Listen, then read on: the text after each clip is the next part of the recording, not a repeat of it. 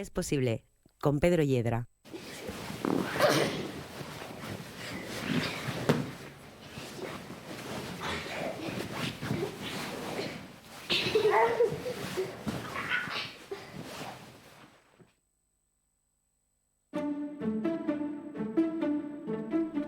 Con este sonido de pelea entre chavales comenzamos el programa de hoy.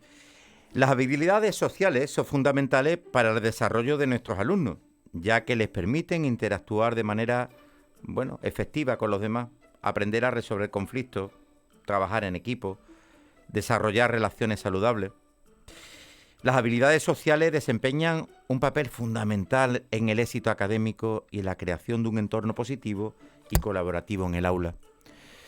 Conflictos hay en todas partes, también en la escuela, claro que sí. Hay conflictos, hay un sitio donde no hay conflicto, os lo voy a decir, el cementerio. Siempre y cuando no haya empleados públicos, porque si hay empleados públicos, sí, también hay conflictos. Donde hay personas, hay conflictos. ¿Somos capaces de resolverlo? ¿Enseñamos a nuestros alumnos a resolverlo? Trabajar las habilidades sociales en el aula es de vital importancia. En primer lugar, porque mejora la interacción y la comunicación. Sin estas habilidades se hace muy complicada la discusión de ideas, el intercambio de información. Hombre, si vamos a pretender un aula donde el profesor está como el sabio en la tarima y en la pizarra y los alumnos solo tienen que estar en silencio, escuchar y trabajar personalmente, pues a lo mejor no nos hace falta educar las habilidades sociales. Pero si pretendemos que trabajen juntos, que trabajen en equipo, que compartan información, que dialoguen, pues si no saben, tenemos un problema. Cultivar, por eso, las habilidades sociales en las aulas es de vital importancia, decía. Y por supuesto también, desde las habilidades sociales cultivamos el bienestar emocional. Se trata de que a través de la escucha activa, la empatía, los alumnos puedan comprender y mejorar también sus propias emociones, así como las emociones de los demás. La gran duda de todo esto, es, no sé si lo que me escucháis estáis convencidos. ¿Cómo podemos trabajar en el aula las habilidades sociales? Es más, si algún padre nos está escuchando, ¿cómo puedo educar de alguna manera las habilidades sociales de mis propios hijos? Estos hijos que hoy se nos encierran en una habitación y cogen, la consola, se pone a jugar, interactúa a través de un micrófono y a través de una cámara CAM, pero que, en otros tiempos nos tenían que obligar a salir a la calle. Antes nos tenían que traer a casa y hoy hay casi obligar, ¿no?, a los papás a salir a la calle a los chicos. Bueno, pues para hablarnos de todo esto, tenemos hoy con nosotros a Nicolás Benet Fernández Miranda, doctor en Educación por la Universidad de Alcalá, máster en psicopedagogía, maestro al tiempo que profesor en la Universidad a Distancia de Madrid. Ha sido también psicoterapeuta de drogodependiente y formador en diferentes centros educativos. Bienvenido, doctor. Muy buenas tardes, Pedro. Primeramente, agradecerte a ti y a todo el equipo la invitación a participar con vosotros y a pasar un ratito agradable en compañía de todos los oyentes.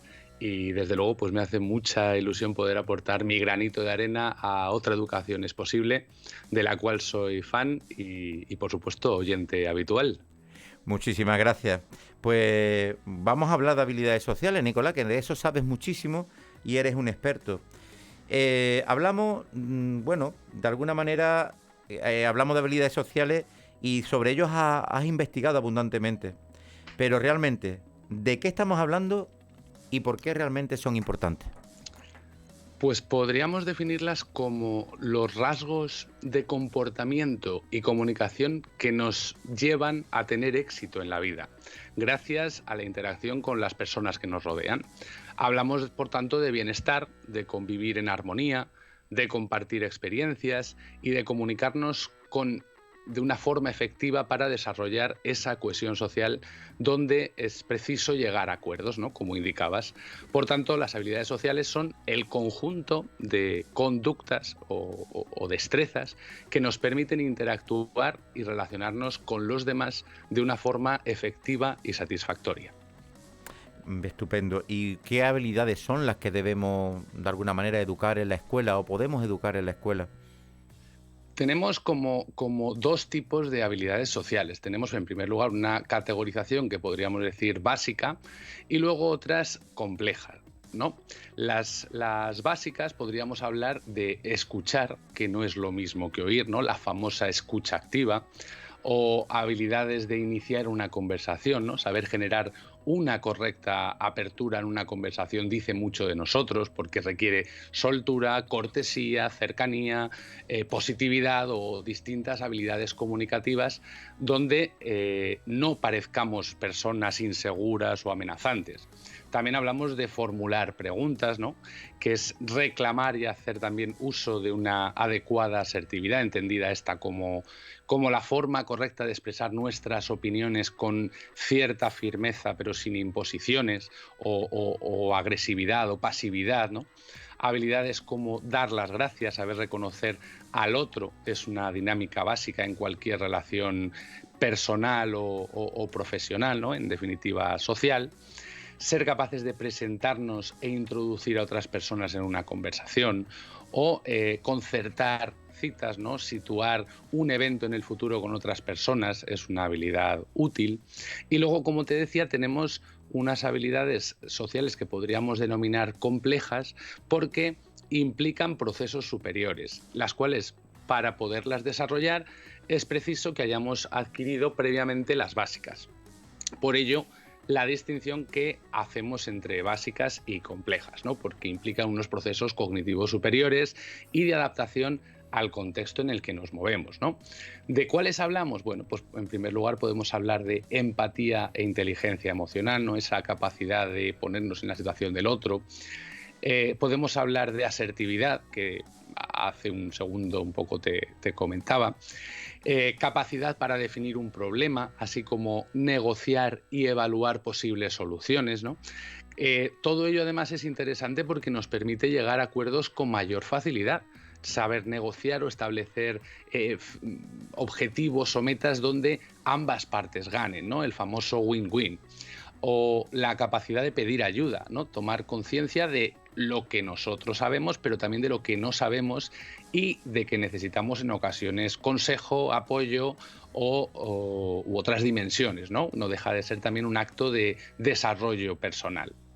También podemos hablar de convencer a los demás, ¿no? Y esto no debemos entenderlo como manipular, sino saber argumentar, conectar y hacer ver al otro que determinada conducta acto le puede ser más beneficioso que otro, ¿no?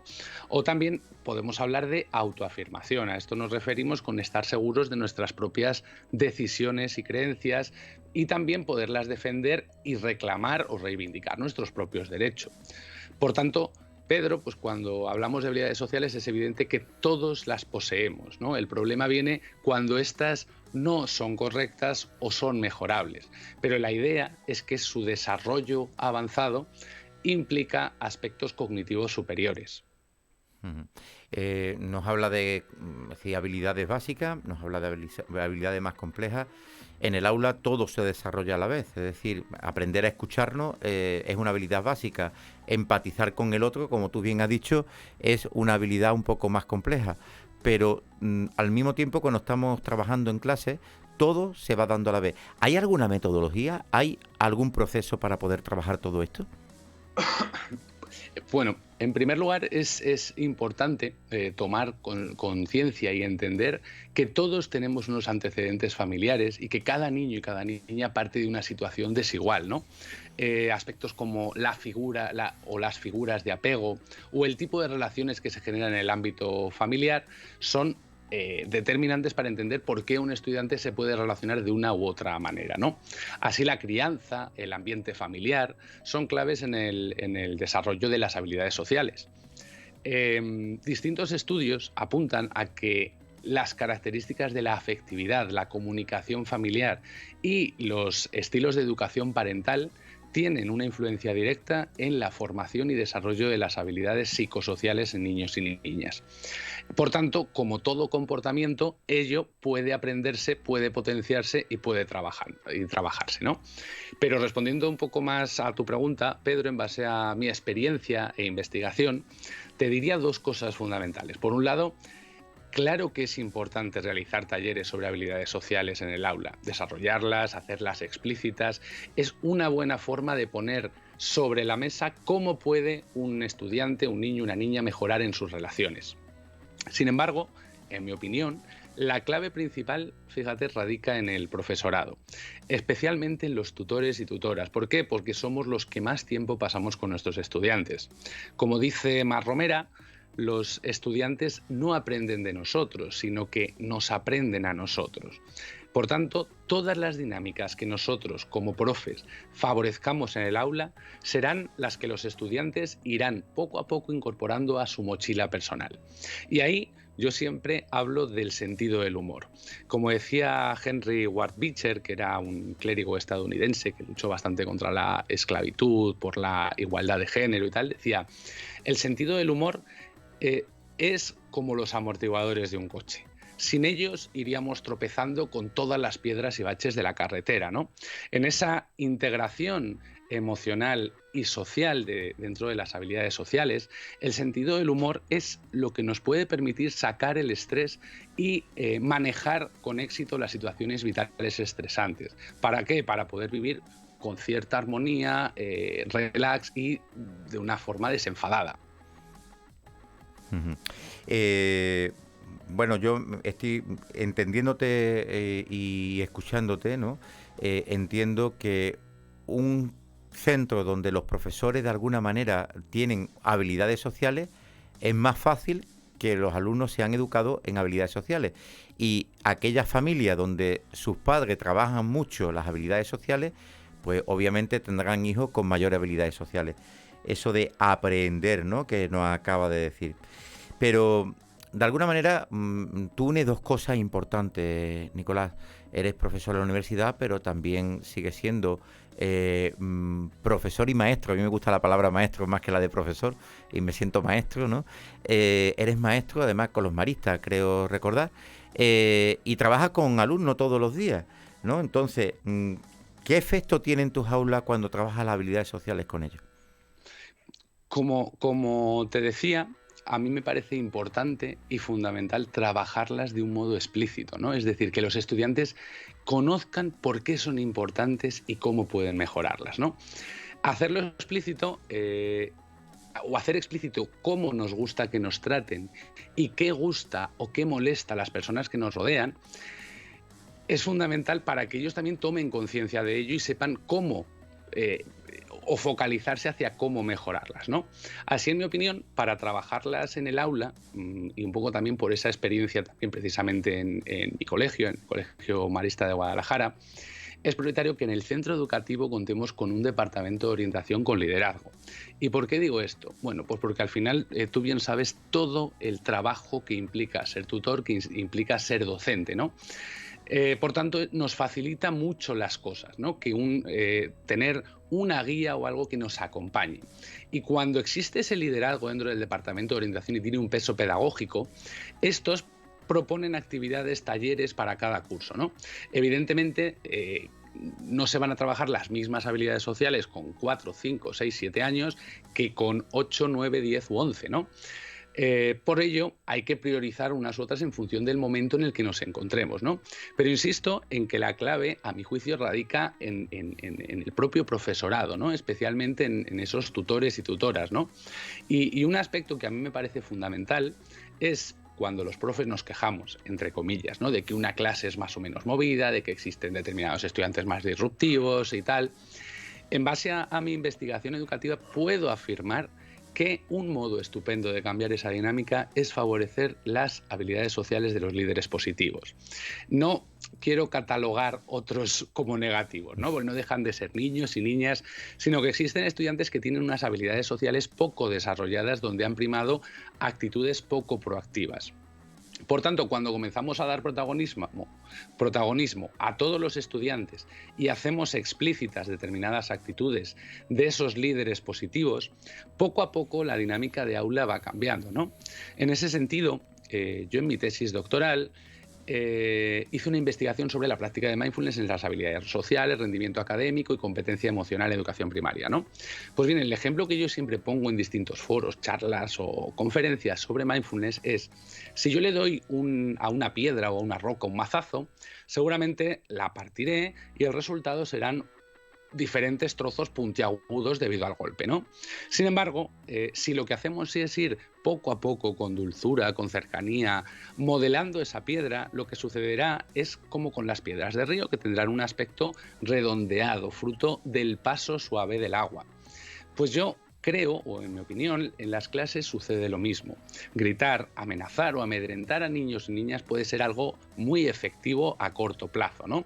Pero aparte de ser poco o nada ético a nivel educativo, la idea es un poco la contraria. Habla a tu alumnado con cercanía, explica las conductas inadecuadas, da alternativas de actuación. E insisto, poco a poco la dinámica y el clima de aula sufre una profunda transformación. En datos objetivos, tras más de 6 años investigando este y otros temas, desde que uno inicia un curso académico en septiembre, esos resultados son muy visibles, muy palpables, no por el propio tutor o la tutora, por el resto del profesorado, a partir del segundo trimestre, en marzo, febrero, marzo, dependiendo también de las clases, evidentemente, y el cambio que hay en el siguiente curso académico es ya exponencial, ¿no? Yo decía ahora mismo, ¿no? Hablaba de los líderes negativos, que tampoco lo vamos a calificar así, pero ciertamente decía un compañero, no digo de qué centro, que notaba cómo pasaba los años y encontraba chicos no disruptivos, sino chicos con problemas emocionales que no sabían gestionar y que obviamente creaban disrupción en clase. ¿Tú ves esto como cierto y por qué experimentan dificultades estos chicos? Yo creo que es evidente, ¿no? Un poco la idea que yo siempre defiendo es cuando uno se siente bien consigo mismo, ¿qué le apetece? Le apetece ser proactivo, crear, ayudar, ser agradable, simpático, ¿no? Cuando uno se siente mal con uno mismo, por los motivos que sea, y normalmente estoy de acuerdo un poco contigo y con esta persona que te lo comentaba, en que cuando uno se siente mal consigo mismo es cuando surgen todos los problemas, ¿no? Uno no tiene ganas de ayudar, uno no tiene ganas de ser una persona sociable, proactiva y cercana, ¿no? Entonces, sí estoy un poco de acuerdo y precisamente yo creo que siempre todas las habilidades sociales van muy de la mano de la competencia emocional y van muy de la mano con la motivación y con muchos otros aspectos que, como bien comentabas antes, es muy difícil separar en distintos ámbitos, ¿no? Dentro de una ciencia social como la educación. Estoy pensando en, bueno, las conoce bastante bien, ¿no? En medidas educativas y en proyectos como la ayuda entre iguales, la mediación, los mediadores de conflicto también entre iguales y tantas otras. Bueno, hay diferentes posibilidades y el abanico es bastante amplio. ¿A qué nos arriesgamos si no ponemos todo esto en marcha? Pues como te comentaba antes, si desde pequeños aprendimos a sentir vergüenza en lugar de seguridad o enfado en lugar de comprensión o a ser egoístas en lugar de empáticos, es muy probable que en nuestra adultez no contemos con las destrezas sociales necesarias para relacionarnos de una forma asertiva. Por ello es fundamental trabajar las habilidades sociales en el aula, como te indicaba. Aquí hacemos alusión a la función social de la escuela. Hace ya varias décadas, ¿no? La distinción entre lo público y lo privado era casi innegociable, ya que no se entremezclaban. Sin embargo, actualmente somos conscientes de que existen una serie de valores cívicos, sociales y educativos que son universales y por tanto deben trabajarse en la escuela. Y es que no podemos dejar todos esos aspectos a la libre elección de las familias, que en muchos casos, afortunadamente, serán adecuados. Pero ¿qué hacemos ante aquellas familias que no transmiten esto a sus hijos e hijas?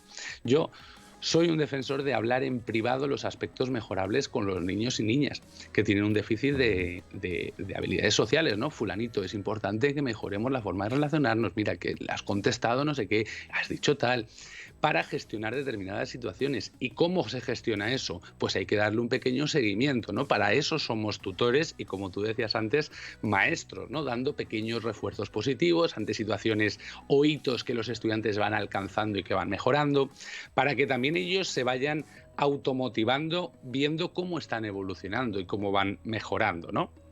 Ujú.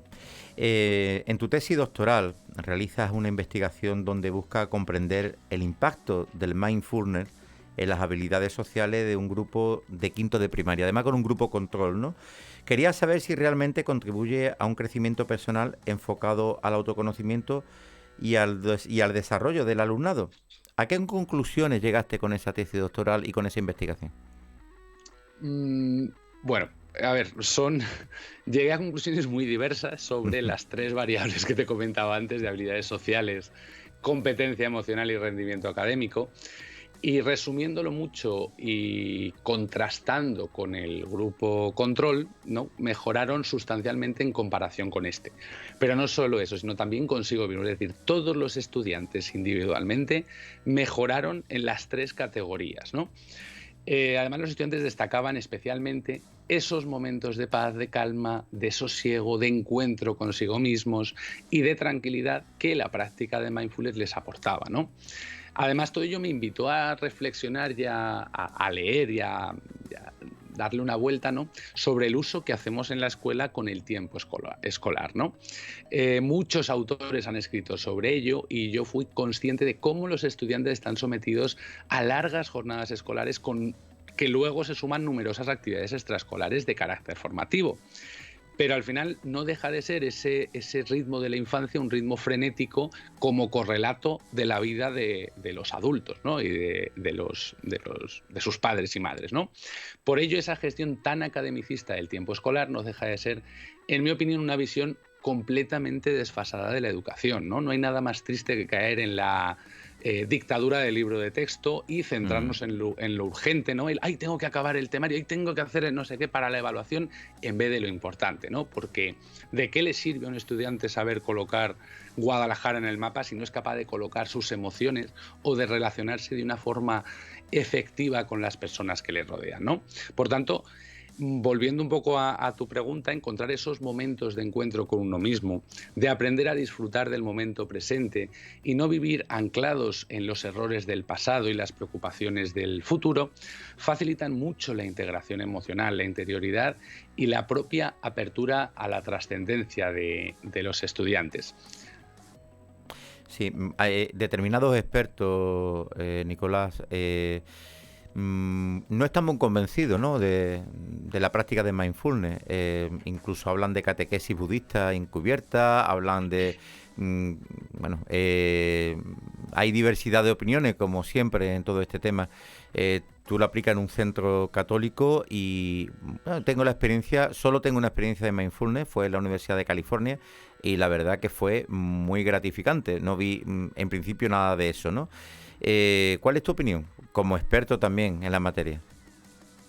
A ver, yo la verdad es que no estoy tampoco muy de acuerdo con esa idea catequética, ¿no? Y te argumento por qué.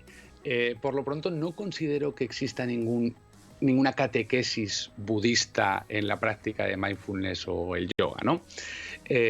Haciendo una pequeña y breve distinción, ¿no? El mindfulness también está considerado una práctica psicológica de tercera generación, pero no es ahí donde estamos, ¿no?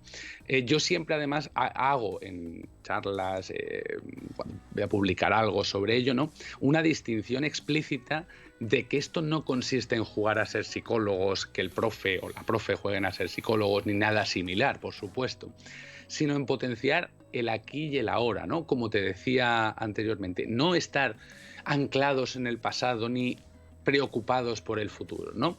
Por tanto, yo siempre hablo de ese mindfulness educativo, ¿no? De hecho, tenemos a nuestra disposición libros como el de Aline Snell, que se llama Tranquilos y atentos como una rana, o Aulas felices de Ricardo Arguís y varios colaboradores, ¿no?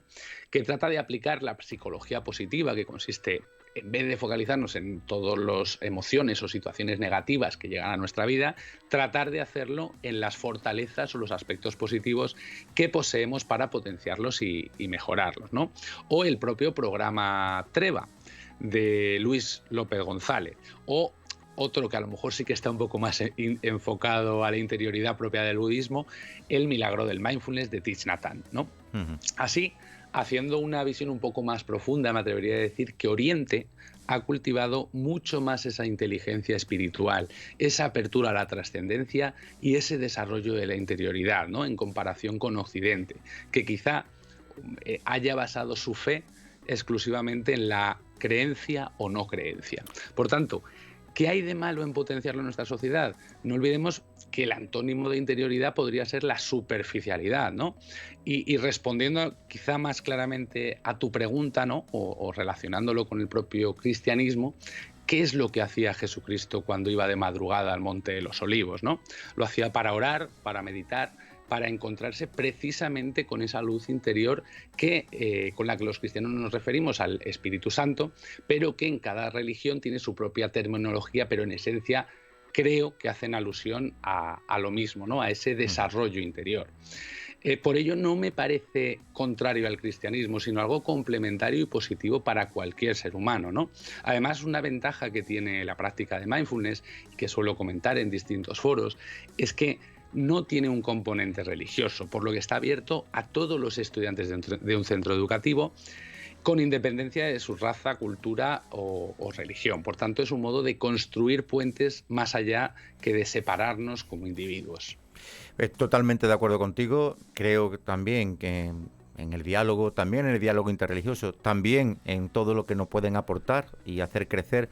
No estamos hablando de sectas, estamos hablando de grandes tradiciones religiosas orientales, que bueno, no es oración, ni pretendemos hacer oración con ellas, pero no cabe duda que cualquier ejercicio que ayude a nuestros alumnos a mejorar su interioridad y su vida social y sus habilidades sociales, pues nos van a ayudar en ello. A mí me gustaría hacerte una última pregunta, porque se nos acaba el tiempo, ¿no? ¿Haría falta un taller de habilidades sociales en los claustros de profesores? Es más, ¿hacemos uno en el Congreso de los Diputados? Pues mira, no sé si sería interesante, ¿no? Pero sí creo que es fundamental que los profes por lo menos seamos conscientes de la importancia, tanto del equilibrio emocional como de las correctas habilidades sociales, ¿no? Y me refiero a esto porque yo muchas veces cuando echo la vista atrás a profes que yo tuve cuando era niño, ¿no? Me echo las manos a la cabeza, ¿no? Con esas frases lapidarias de siempre igual, no vayas a hacer los deberes, no sea que aprendas algo, tal, hacia determinados compañeras y compañeros, ¿no? Y creo que esa falta de respeto hacia los estudiantes y ese estilo pasivo-agresivo, afortunadamente, cada vez queda más lejos, porque actualmente creo que somos una gran mayoría de profesores los que reflexionamos sobre ello y basamos nuestra práctica docente en el respeto a los estudiantes, ¿no? Creo que es fundamental para ser buenos profes, ¿no? Y todo ello, ¿vale? El no gritar, el no perder los nervios, implica equilibrio emocional, implica autocontrol, implica no permitir que la situación nos desborde, ¿no? Y todo ello precisa de un trabajo personal de autoconocimiento y de autocontrol, ¿no? Por eso me parece fundamental, ¿no? De hecho, como te he dicho, tiene mucha relación las habilidades sociales con la competencia emocional. El año pasado escribí un capítulo junto a mi directora de tesis, Laura Rayón, que es una crack de la educación, en Morata, que se llama la obra Organización y Gestión del Aula de Educación Infantil, que trata sobre esto, ¿no? Sobre las competencias emocionales docentes y su importancia, ¿no? Por tanto, buscar y que todo el claustro de profes seamos conscientes de la importancia de unas habilidades sociales, un equilibrio emocional, es básico para que luego podamos transmitirlo a nuestros estudiantes, ¿no? Te lo agradecemos. Nos está poniendo ya la música de sintonía final y es una manera de mandarnos a callar desde el control. Dani, es mucho más severo que el timbre del colegio, te lo aseguro. Mira, terminamos simplemente, ¿no? Creo que muchos chicos a la hora de situarse, me da la impresión de que antes que me ignore, pues grítame, pero por favor, hazme caso que te necesito. Yo creo que ese mensaje debe quedarnos claro. Creo que de alguna manera u otra ha salido a lo largo de la conversación de hoy. Estamos convencidos de la importancia de la educación de estas habilidades sociales en el aula. Vivimos en un mundo donde tenemos que enseñar a nuestros alumnos a construir puentes de diálogo y comunicación. Y muchos problemas emocionales tienen raíz muchas veces en esa mala comunicación. Gracias, Nicolás, porque tu reflexión de hoy creo que ha sido bastante iluminadora para todos nosotros y gracias por escucharnos también cada semana. Así que, y a todos vosotros, a los que nos estáis escuchando, recordaros también que os agradecemos más vuestra compañía en este programa Otra Educación es Posible. Recordad que podéis escucharnos todos los martes de 7 a 7 y media en Radio Puerto Emisora Municipal a través del 107.8 FM o de su página web, Radio Puerto FM. Si queréis ver el vídeo, pues también en el canal de YouTube. También podéis encontrarnos en nuestro canal de Spotify, Otra Educación es Posible, en la página web de la Delegación de Enseñanza de la Diócesis de Asidonia Jerez o en la página web donboscoeduca.com. Muchísimas gracias a todos por escucharnos y hasta la próxima semana.